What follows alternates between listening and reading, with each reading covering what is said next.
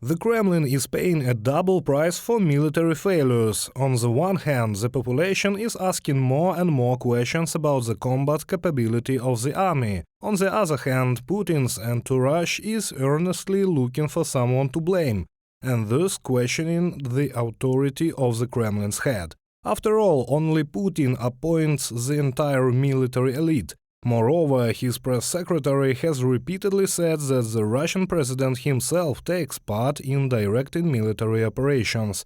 Putin's associate Kadyrov blamed the Russian Defense Ministry for the defeat, both in the Kharkiv and in the Donetsk region. The commander of the Central Military District, Colonel General Alexander Lapin, was in charge of the defense of this area. The same Lapin who received the Star of the Hero of Russia for the capture of Lysychansk. Although de facto he was not there and even was not around, the troops of the Western Military District were under his command. Ramzan Kadyrov, head of Chechnya, on Telegram. Kadyrov did not overlook another Putin appointee, Valery Gerasimov, head of the General Staff. Like, he was warned about a possible failure in this area, but he did not react. Such statements could not have been imagined a couple of months ago.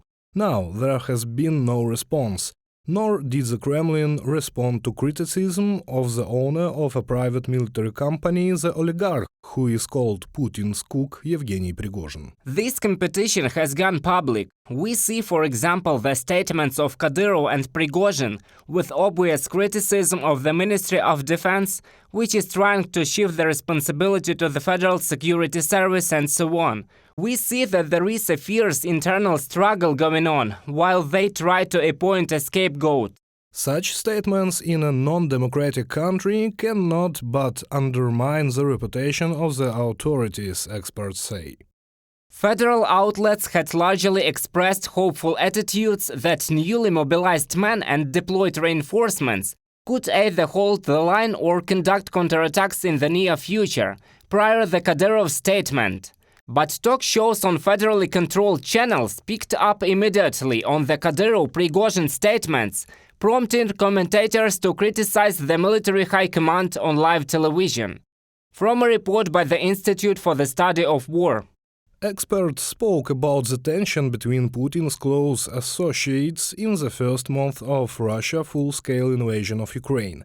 Many in the Kremlin did not like Western sanctions. Journalists believe that they managed to compensate for discontent with money and repressions. Since the beginning of the war, in order not to lose the support of the population, including the elites, the Kremlin has been actively distributing this money through a variety of channels. Russian elites are now still comfortable in terms of money. Well, the second reason, in addition to money, of course, Putin built a powerful, repressive apparatus in Russia. Mobilization has become a new reason for general discontent. Officials, MPs, everyone who serves the regime rushed to look for loopholes in order to avoid summonses. Of course, there are attempts in the Russian elite to save themselves and their family members from mobilization. Everyone is trying to put themselves and their loved ones on all kinds of lists to avoid going to the front line.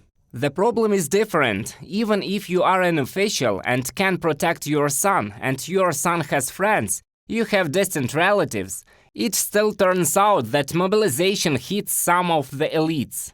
But so far, the elites are not ready to protest, much less to overthrow the regime, all because of the Kremlin money for loyalty and repression for the dissatisfied. And criticism from propagandists is nothing more than an attempt to whiten Putin's reputation.